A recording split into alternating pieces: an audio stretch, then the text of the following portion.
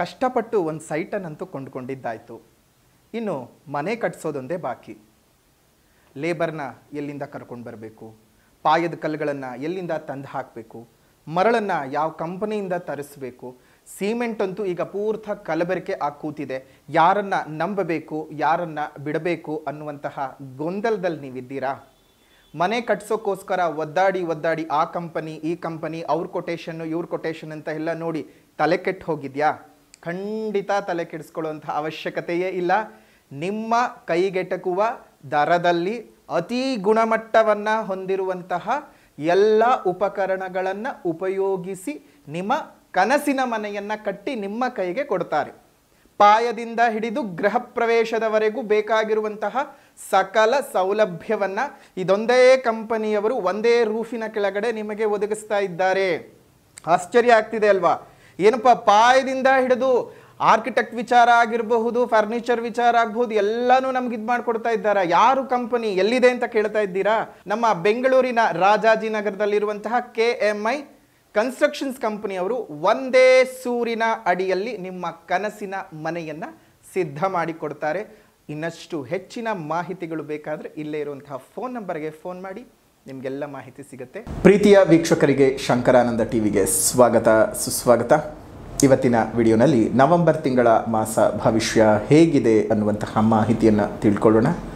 ಯಾವ್ಯಾವ ಗ್ರಹಚಾರಗಳಿಂದಾಗಿ, ಯಾವ್ಯಾವ ಗ್ರಹ ಬದಲಾವಣೆಗಳಿಂದಾಗಿ ಯಾವ ರೀತಿಯ ಶುಭ ಅಥವಾ ಅಶುಭದ ಫಲಗಳು ನಿಮಗೆ ಕಾದಿದೆ ಅನ್ನುವಂತಹ ಮಾಹಿತಿಯನ್ನು ತಿಳ್ಕೊಳ್ಳೋಣ.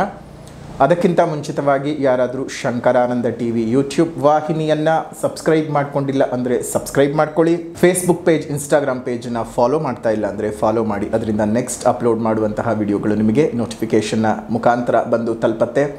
ಹೊಸ ಮಾಹಿತಿಗಳನ್ನು ತಿಳ್ಕೊಳ್ಳೋದಕ್ಕೆ ಸಾಧ್ಯವಾಗುತ್ತೆ ಅಂತ ತಿಳಿಸ್ತಾ, ನವೆಂಬರ್ ತಿಂಗಳ ಗೋಚಾರದ ಫಲಗಳನ್ನು ನೋಡೋಕ್ಕೂ ಮುಂಚಿತವಾಗಿ ನವೆಂಬರ್ನ ತಿಂಗಳಲ್ಲಿ ಯಾವ್ಯಾವ ಗ್ರಹಗಳು ಬದಲಾವಣೆಗಳು ಆಗುತ್ತವೆ ಮತ್ತು ಮಾಸ ವಿಶೇಷತೆಗಳೇನು ಅನ್ನೋದನ್ನು ನೋಡೋಣ.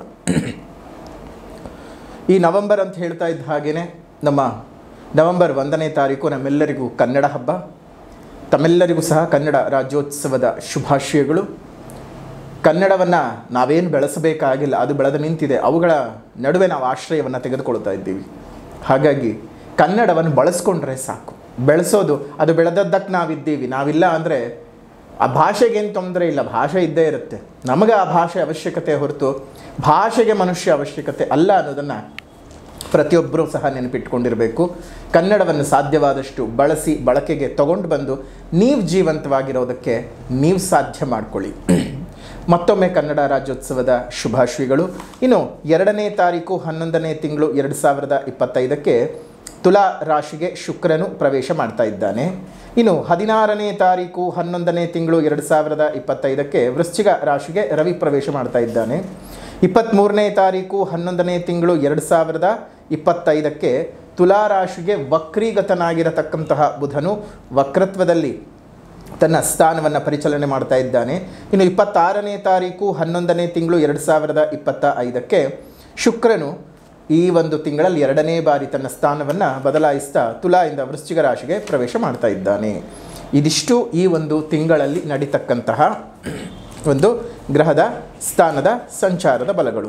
ಇನ್ನು ವಿಶೇಷತೆ ಅಂತ ನೋಡೋದಾಯಿತು ಅಂದರೆ ಈ ತಿಂಗಳಲ್ಲಿ ಯಾವ್ಯಾವ ದಿನಾಂಕಗಳಲ್ಲಿ ಯಾವ್ಯಾವ ರೀತಿಯಾಗಿರ್ತಕ್ಕಂತಹ ವಿಶೇಷವಾದಂತಹ ದಿನಮಾನಗಳಿದ್ದಾವೆ, ಅದರಿಂದ ನಿಮಗೇನು ಅನುಕೂಲಗಳಾಗಬಹುದು, ನಿಮ್ಮ ಜೀವನದಲ್ಲಿ ಯಾವ್ಯಾವ ರೀತಿಯಲ್ಲಿ ಬದಲಾವಣೆಗಳನ್ನು ನೀವು ತಗೊಂಡು ಬರಬಹುದು ಅನ್ನೋದಾಯಿತು ಅಂತ ಹೇಳಿದ್ರೆ ನೋಡಿ. ಹೇಗಿದ್ದರೂ ಕಾರ್ತಿಕ ಮಾಸ ನಡೀತಾ ಇದೆ. 2ನೇ ತಾರೀಕು ಭಾನುವಾರದಂದು ದ್ವಾದಶಿ ತಿಥಿ ದಿವಸ, ಅದನ್ನು ಉತ್ಥಾನ ದ್ವಾದಶಿ ಅಂತ ಕರಿತೀವಿ. ಜೊತೆಗೆ ತುಳಸಿ ಪೂಜೆ ಸಹ ಇರತಕ್ಕಂತಹದ್ದು. ಈ ತುಳಸಿ ಪೂಜೆಯನ್ನು ತುಂಬ ಜನರು ಮಾಡ್ತಾ ಇದ್ದಾರೆ. ಪರಂಪರೆಗಳಲ್ಲಿ ಮಾತ್ರ ತುಳಸಿ ಪೂಜೆಯನ್ನು ಮಾಡ್ಕೊಂಡು ಬರ್ತಾ ಇದ್ರು. ಆದರೆ ಇತ್ತೀಚಿನ ಕಾಲಘಟ್ಟದಲ್ಲಿ ಪ್ರತಿಯೊಬ್ಬರೂ ಸಹ ಅದನ್ನು ರೂಢಿ ಮಾಡಿಕೊಂಡು ತುಳಸಿಯನ್ನು ಪೂಜೆ ಮಾಡೋದಕ್ಕೆ ಶುರು ಮಾಡಿದ್ದಾರೆ. ಹಾಗಾಗಿ ತುಳಸಿ ಪೂಜೆ ಇರತಕ್ಕಂಥದ್ದು 2ನೇ ತಾರೀಕು.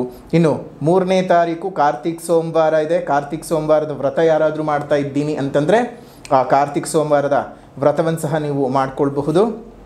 ಅದೇ ರೀತಿಯಾಗಿ ಇನ್ನೊಂದಷ್ಟು ವಿಶೇಷಗಳನ್ನು ನೋಡೋದಾಯಿತು ಅಂದರೆ 8ನೇ ತಾರೀಕು 11ನೇ ತಿಂಗಳು 2025ಕ್ಕೆ ಸಂಕಷ್ಟಹರ ಚತುರ್ಥಿ ಇರತಕ್ಕಂಥದ್ದು. ಜೊತೆಗೆ ಅವತ್ತೇ ಶ್ರೀ ಕನಕದಾಸರ ಜಯಂತಿ ಸಹ ಇದೆ. ನೋಡಿ, ದಾಸ ಪರಂಪರೆಯಲ್ಲಿ ಕನಕದಾಸರದ್ದು ಬಹಳ ಶ್ರೇಷ್ಠ ಸ್ಥಾನ. ಆ ಶ್ರೀಹರಿಯ ಕುರಿತಾಗಿ, ಕೃಷ್ಣನ ಕುರಿತಾಗಿ ಅವರು ಮಾಡಿದಂತಹ ಅನೇಕ ಕೀರ್ತನೆಗಳು ಇವತ್ತಿಗೂ ಸಹ ನಮ್ಮ ಕಣ್ಮುಂದೆ ಇರತಕ್ಕಂಥದ್ದು, ಕಿವಿಗಳಲ್ಲಿ ಕೇಳಿಸ್ಕೊಳ್ತಿದ್ದೀವಿ. ನಾಲಿಗೆಗಳಲ್ಲಿ ಆ ಕೀರ್ತನೆಗಳನ್ನು, ದಾಸರ ಪದಗಳನ್ನು ನುಡಿತಾ ಬರ್ತಾ ಇದ್ದೇವೆ. ಅದಕ್ಕೆ ಆ ಒಂದು ಕನಕದಾಸ ಜಯಂತಿ ಸಹ ಇರತಕ್ಕಂಥದ್ದು. ಅವರಿಗೂ ಸಹ ನೀವು ಆ ವಾಚ ಮನಸ ಒಂದು ಪ್ರೀತಿಯ ಒಂದು ಅರ್ಪಣೆಯನ್ನು ಮಾಡಿ. ಅದೇ ರೀತಿಯ ಕೊನೆ ಕಾರ್ತಿಕ್ ಸೋಮವಾರ ಇರ್ತಕ್ಕಂಥದ್ದು 17ನೇ ತಾರೀಕು 11ನೇ ತಿಂಗಳು 2025. ಕಾರ್ತೀಕ ಮಾಸ ಮಾಡ್ತಕ್ಕಂಥವ್ರಿಗೆ ಅದು ಬಹಳ ಪರ್ವಕಾಲ. ಕೆಲವೊಬ್ಬರಿಗೆ ವ್ರತ 4 ಅಥವಾ 5 ಸೋಮವಾರಗಳು ಬಂದ ಸಂದರ್ಭಕ್ಕೆ ವ್ರತವನ್ನು ಮಾಡ್ತಾ ಇರ್ತಾರೆ, ಕಾರ್ತೀಕ ಸೋಮವಾರದ ವ್ರತ. ಕೆಲವೊಬ್ಬರಿಗೆ ಸಾಧ್ಯ ಆಗೋದೇ ಇಲ್ಲ ಎಲ್ಲ ಸೋಮವಾರಗಳಂದು ಮಾಡಬೇಕು ಅಂತ. ಆದರೆ ಈ ಸೋಮವಾರದ ದಿವಸ, ಕೊನೆ ಕಾರ್ತೀಕ ಸೋಮವಾರದ ದಿವಸ ನೀವು ಒಂದು ವ್ರತವನ್ನು ಮಾಡೋದರಿಂದ ನಿಮಗೆಲ್ಲ ರೀತಿಯಾದಂತಹ ಪುಣ್ಯದ ಫಲಗಳನ್ನು ಸಹ ನೀವು ಪಡ್ಕೊಳ್ಬಹುದು. ದೈವ ಅನುಗ್ರಹಕ್ಕೆ, ದೇವರ ಅನುಗ್ರಹಕ್ಕೆ ಪಾತ್ರ ಆಗಬಹುದು. ಇನ್ನು 20ನೇ ತಾರೀಕು ನಿಮಗಿರುವಂಥದ್ದು ಚಟ್ಟಿ ಅಮಾವಾಸ್ಯೆ. ಚಟ್ಟಿ ಅಮಾವಾಸ್ಯೆ ಅಂತಂದರೆ ನಿಮ್ಮೆಲ್ಲರಿಗೂ ಸಹ ಗೊತ್ತಿದೆ, ಉತ್ತರ ಕರ್ನಾಟಕದಲ್ಲಿ ಬಹಳ ಪ್ರಸಿದ್ಧವಾಗಿರತಕ್ಕಂತಹದ್ದು. ಜೊತೆಗೆ 26ನೇ ತಾರೀಕು 11ನೇ ತಿಂಗಳು 2025ಕ್ಕೆ ಸ್ಕಂದಷಷ್ಠಿ ಇರತಕ್ಕಂಥದ್ದು.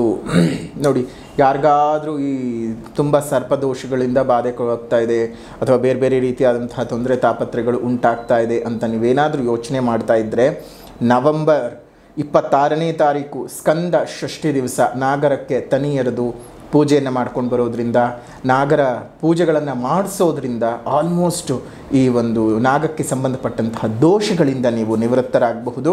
ಒಟ್ಟಾರೆಯಾಗಿ ಈ ತಿಂಗಳು ಬಹಳ ಬಹಳ ಬಹಳ ಅತ್ಯದ್ಭುತವಾಗಿರತಕ್ಕಂತಹ ಒಂದು ದಿನಮಾನಗಳು ಇರತಕ್ಕಂಥದ್ದು. ಕಾರ್ತೀಕ್ ಮಾಸ ಬೇರೆ ನಡೀತಾ ಇದೆ. ನಿಮ್ಮೆಲ್ಲರಿಗೂ ಸಹ ಶುಭವಾಗಲಿ, ಮಂಗಳವಾಗಲಿ, ನಿಮ್ಮೆಲ್ಲ ಜೀವನದಲ್ಲೂ ಸಹ ಅಭಿವೃದ್ಧಿಯಾಗಲಿ. ಇನ್ನು ಈ ಗ್ರಹದ ಸಂಚಾರದ ಫಲಗಳಿಂದ ನಿಮಗೆ ಯಾವ ರೀತಿಯಾಗಿರ್ತಕ್ಕಂತಹ ಶುಭಾಶುಭ ಫಲಗಳಿದ್ದಾವೆ ಅನ್ನೋದನ್ನು ಈಗ ಗಮನಿಸೋಣ. ನೋಡಿ, ಕರುಂಗಾಲಿ ಮಾಲೆ ಅಲ್ಲಿ ಅಂಗಡಿಯಲ್ಲಿ ಸಿಗುತ್ತೆ ಅಂತ ಹೋಗಿ ನೀವು ನೇರವಾಗಿ ತಗೊಂಡು ಬಂದು ಹಾಕ್ಕೊಳ್ಳೋದ್ರಿಂದ ಯಾವುದೇ ರೀತಿಯಾಗಿ ಉಪಯೋಗ ಇರೋದಿಲ್ಲ.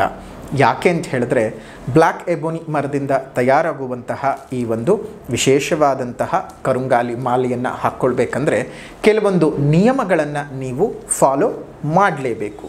ನೋಡಿ, ಮೊದಲನೇದಾಗಿ ನಿಮ್ಮ ಹೆಸರು, ರಾಶಿ, ನಕ್ಷತ್ರ, ಗೋತ್ರಕ್ಕೆ ಅನುಸಾರವಾಗಿ ಸಿದ್ಧಿ ಮಾಡಿ ಪೂಜಿಸಿರುವಂತಹ ಮಾಲೆಯನ್ನು ಮಾತ್ರವೇ ನೀವು ಧರಿಸಬೇಕು.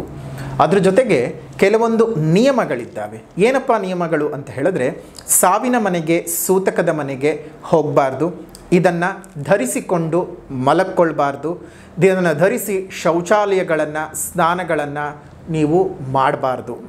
ಅದೇ ರೀತಿಯಾಗಿ ಯಾವುದೇ ರೀತಿಯಾಗಿ ಸ್ಮಶಾನಗಳಿಗೆ ಮಾಲೆಯನ್ನು ಧರಿಸಿ ನೀವು ಹೋಗಬಾರ್ದು. ಇನ್ನು ಆಹಾರದ ವಿಚಾರ ಅಂತ ಬಂದಾಗ, ಆಹಾರದಲ್ಲಿ ನಿಮಗಂಥ ಯಾವುದೇ ರೀತಿಯಾದ ರಿಸ್ಟ್ರಿಕ್ಷನ್ ಏನೂ ಇಲ್ಲ. ಯಾಕಂದರೆ ಇದು ಮೂಲತಃವಾಗಿ ಆಹಾರವನ್ನು ಮೀರಿದಂಥದ್ದು ಆಗಿರೋದ್ರಿಂದ ಕೆಲವೊಂದು ಎನರ್ಜಿಗಳು ನಿಮ್ಮ ದೇಹದಲ್ಲಿ ಆಹಾರದಿಂದ ಏನು ಬರೋದಿಲ್ಲ, ನಮ್ಮ ರೀತಿ ಮತ್ತು ನಡವಳಿಕೆಯಿಂದ ಬರುತ್ತೆ. ಸಿದ್ಧಿ ಮಾಡಿ ಪೂಜೆ ಹೇಗೆ ಸಿಗುತ್ತೆ, ಏನು ಮಾಡಬೇಕು ಅಂತ ಅಂದ್ಕೊಳ್ತಿದ್ದೀರಾ? ಏನೂ ಇಲ್ಲ, ಸ್ವತಃ ನಾವೇ ನಿಮ್ಮ ಹೆಸರು, ರಾಶಿ, ನಕ್ಷತ್ರ, ಗೋತ್ರಕ್ಕೆ ಅನುಸಾರವಾಗಿ ಸಿದ್ಧಿ ಮಾಡಿ ಪೂಜಿಸಿ ನಿಮ್ಮ ಮನೆಗೆ ಕಳುಹಿಸಿಕೊಡ್ತೇವೆ. ಈ ಒಂದು ಮಾಲೆಯನ್ನು ಧರಿಸ್ಕೊಂಡು ನಿಮ್ಮ ಜೀವನವನ್ನು ಸರಿ ಮಾಡ್ಕೊಳ್ಳಿ. ಮಾಟಮಂತ್ರ ದೋಷ, ಕೃತಿಮ ದೋಷ, ಜೀವನದಲ್ಲಿ ಅಭಿವೃದ್ಧಿ ಇಲ್ಲ, ಬೆಳವಣಿಗೆ ಇಲ್ಲ, ತುಂಬ ಕಷ್ಟಪಡ್ತಾ ಇದ್ದೀನಿ ಅನ್ನುವಂಥವರು ಈ ಮಾಲೆಯನ್ನು ನಿಮ್ಮ ಹೆಸರಿನ ಪ್ರಕಾರ ಸಿದ್ಧಿ ಮಾಡಿಕೊಂಡು ಧರಿಸ್ಕೊಳ್ಳಿ. ಶುಭವಾಗಲಿ, ಮಂಗಳವಾಗಲಿ. ಬೇಕಾದವರು ಇಲ್ಲಿರುವಂಥ ಫೋನ್ ನಂಬರ್ಗೆ ಆರ್ಡರ್ ಮಾಡಿ ನಿಮ್ಮ ಮನೆ ಬಾಗಿಲಿಗೆ ಬರುತ್ತೆ. ಶುಭವಾಗಲಿ. ಮೇಷರಾಶಿ. ಮೇಷರಾಶಿಯಲ್ಲಿ ಹುಟ್ಟಿರುವಂಥವ್ರಿಗೆ ಈ ಒಂದು ನವೆಂಬರ್ನ ತಿಂಗಳಲ್ಲಿ ಒಂದು ಸ್ವಲ್ಪ ಉಸಿರಾಟಕ್ಕೆ ಅನುಕೂಲವಾಗುವಂತಹ ಸಾಧ್ಯತೆಗಳು ಅತಿ ಹೆಚ್ಚಿಗೆ ಇದೆ. ಕಾರಣ ಒಂದು ಗುರುವಿನ ಅನುಗ್ರಹ. ಇಷ್ಟು ದಿವಸಗಳ ಕಾಲ ಗುರುಬಲವೂ ಇಲ್ಲದೆ, ಶನಿ ಬಲವೂ ಇಲ್ಲದೆ, ರಾಷ್ಟ್ರಾಧಿಪತಿಯ ಬಲವೂ ಸಹ ಇಲ್ಲದೆ ಒದ್ದಾಡುವಂತಹ ಪರಿಸ್ಥಿತಿಗಳನ್ನು ನೋಡಿದ್ರಿ. ಆದರೆ ಈಗ ಗುರುವಿನ ಅನುಗ್ರಹ ಒಂದು ಸ್ವಲ್ಪ ಮಟ್ಟಕ್ಕೆ ಮೇಷರಾಶಿಯವರಿಗೆ ಬಂದಿದೆ. 4ನೇ ಮನೆಗೆ ಬಂದಿದೆ. ಅದು ಉಚ್ಚ ಸ್ಥಾನವಾದ್ದರಿಂದ ಪ್ರತಿ ರಾಶಿಗಳಿಗೂ ಒಂದು ಹಂತಕ್ಕೆ ಗುರುಬಲ ಇದೆ ಅಂತಲೇ ಹೇಳಬೇಕಾಗುತ್ತೆ. ಯಾಕಂದರೆ ಬೇರೆ ಬೇರೆ ಸ್ಥಾನಗಳಲ್ಲಿದ್ದಾಗ ಬೇರೆ ಬೇರೆ ಫಲಗಳನ್ನು ನಾವು ನುಡಿಯುವ ಹಾಗೆ ಉಚ್ಚ ಸ್ಥಾನಕ್ಕೆ ಬಂದ ಸಂದರ್ಭಕ್ಕೆ ಗುರು ಅದು ಒಂದು ರೀತಿ ಕೆಡುಕಿನ ಸ್ಥಾನದಲ್ಲಿದ್ದರೂ ಅವನು ಅಂತಹ ಕೆಡುಕು ಮಾಡಲಾರ ಅರ್ಧಕ್ಕರ್ಧ ಕಡಿಮೆ ಮಾಡ್ಕೊಳ್ತಾನೆ ಅನ್ನುವಂಥ ಮಾತಿದೆ ಪರಾಶರದಲ್ಲಿ. ಸೊ ಹಾಗಾಗಿ ಈ ಒಂದು ಗುರುವಿನ ಅನುಗ್ರಹದಿಂದ ಒಂದು ಸ್ವಲ್ಪ ಮಟ್ಟಕ್ಕೆ ಏನು ತುಂಬ ಉಸಿರುಗಟ್ಟಿಸ್ತಕ್ಕಂಥ ವಾತಾವರಣವಿತ್ತು, ತುಂಬ ಕಷ್ಟಗಳು, ಕೋಟಲೆಗಳು, ನೋವುಗಳು ಎಲ್ಲವನ್ನು ಅನುಭವಿಸ್ತಾ ಬರ್ತಾ ಇದ್ರಿ. ಈಗ ಅದರಿಂದ ಒಂದು ಸ್ವಲ್ಪ ಮಟ್ಟಕ್ಕೆ ವಿಮುಕ್ತಿಯನ್ನು ನೀವು ನೋಡೋದಕ್ಕೆ ಸಾಧ್ಯ ಆಗತ್ತೆ. ಕೆಲಸ ಕಾರ್ಯಗಳಲ್ಲಿ ಜಯ ಆಗತ್ತೆ. ಮನೆಯ ವಿಚಾರಗಳಲ್ಲಿ ಅಭಿವೃದ್ಧಿ, ಭೂ ಸಂಬಂಧಿತ ವ್ಯವಹಾರಗಳಲ್ಲಿ ಹೆಚ್ಚಿನ ಲಾಭಗಳು ಬರ್ತಕ್ಕಂತಹದ್ದು. ಆದರೆ ಹುಷಾರು, ನೀವು ಮಾರಾಟ ಮಾಡೋದ್ರಿಂದ ನಿಮಗೆ ಹೆಚ್ಚಿನ ಲಾಭ ಬರುತ್ತೆ. ಆದರೆ ಕೊಂಡುಕೊಳ್ಬೇಕು ಅನ್ನುವಂತಹ ಪರಿಸ್ಥಿತಿ ಬಂದಾಗ ತುಂಬ ಜಾಗ್ರತೆಯಾಗಿರಬೇಕು. ಯಾಕಂದರೆ ನಿಮ್ಗೆ ರಾಷ್ಟ್ರಾಧಿಪತಿಯಾದಂತಹ ಕುಜನೇ ಅಷ್ಟಮ ಸ್ಥಾನದಲ್ಲಿ ಸಂಚಾರವನ್ನು ಮಾಡ್ತಾ ಇದ್ದಾನೆ. ತುಂಬ ಜಾಗ್ರತೆಯಾಗಿ ಇರಬೇಕು. ಜೊತೆಗೆ ನಿಮಗೆ ಪಂಚಮದಲ್ಲಿರ್ತಕ್ಕಂತಹ ಕೇತುವಿನ ಪ್ರಭಾವ ನಿಮ್ಮ ಮಕ್ಕಳ ಅನಾರೋಗ್ಯಕ್ಕೆ ಕಾರಣವಾಗುತ್ತೆ.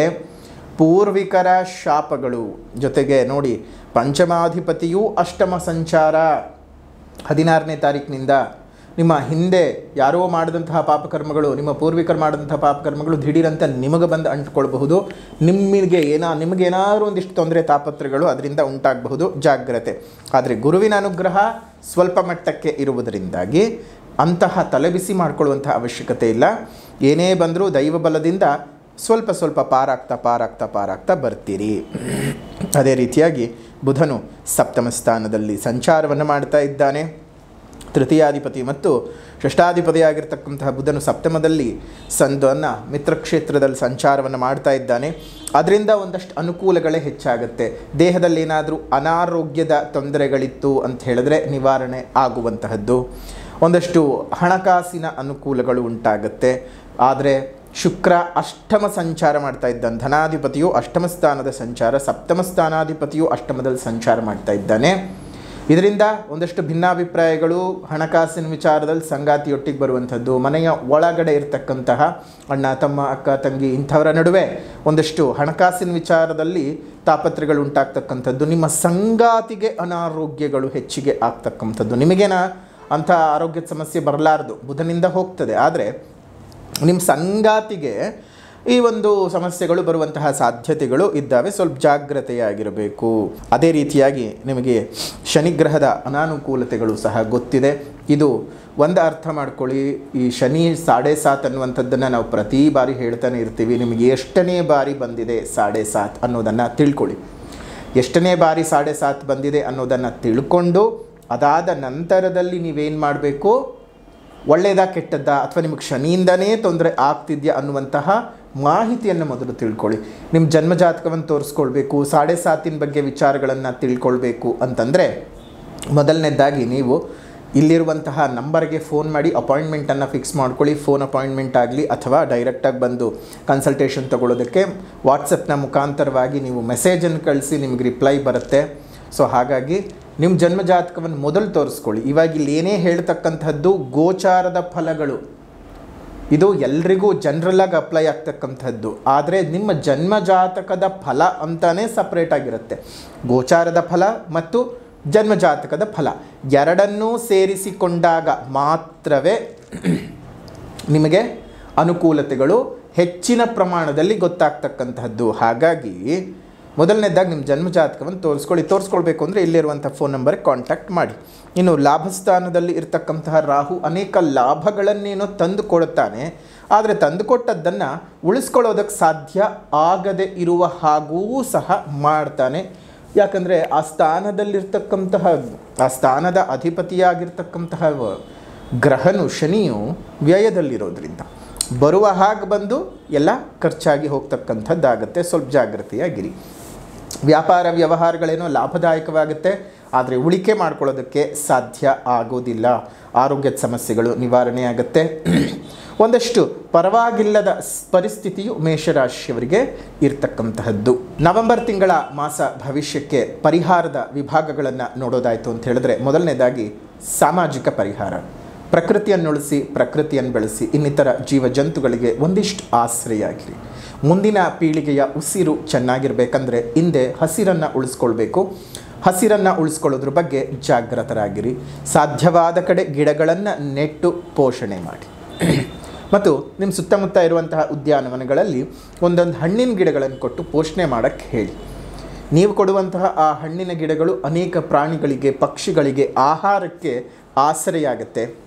ಅಷ್ಟು ಮಾತ್ರ ಅಲ್ಲ, ಮುಂದೆ ಅವುಗಳು ಬೆಳೆದು ನಿಂತ ಕಾಲಕ್ಕೆ ಇಡೀ ಪ್ರಕೃತಿಯನ್ನು, ಪರಿಸರವನ್ನು ಕಾಪಾಡುತ್ತೆ. ನಮ್ಮೆಲ್ಲರಿಗೂ ಪ್ರಾಣವಾಯು, ಅವೆಲ್ಲಕ್ಕೂ ಪ್ರಾಣಕ್ಕಾಧಾರವಾಗಿರುವಂತಹ ಆಹಾರ ಎರಡೂ ಸಹ ಸಿಗೋ ಹಾಗೆ ಆಗುತ್ತೆ. ಶುಭವಾಗಲಿ, ಮಂಗಳವಾಗಲಿ. ಇನ್ನು ಮೇಷ ರಾಶಿಯವರಿಗೆ ಈ ಒಂದು ತಿಂಗಳ, ನವೆಂಬರ್ ತಿಂಗಳ ಒಂದು ಪರಿಹಾರನಾದರೂ ಏನಪ್ಪ, ಒಂದು ಆಧ್ಯಾತ್ಮಿಕವಾದ ಪರಿಹಾರನಾದರೂ ಏನಪ್ಪ ಅಂತ ಹೇಳಿದ್ರೆ, ಸುಬ್ರಹ್ಮಣ್ಯ ದಂಡಕಂ ಸ್ತೋತ್ರದ ಪಠಣವನ್ನು ಮಾಡಿ.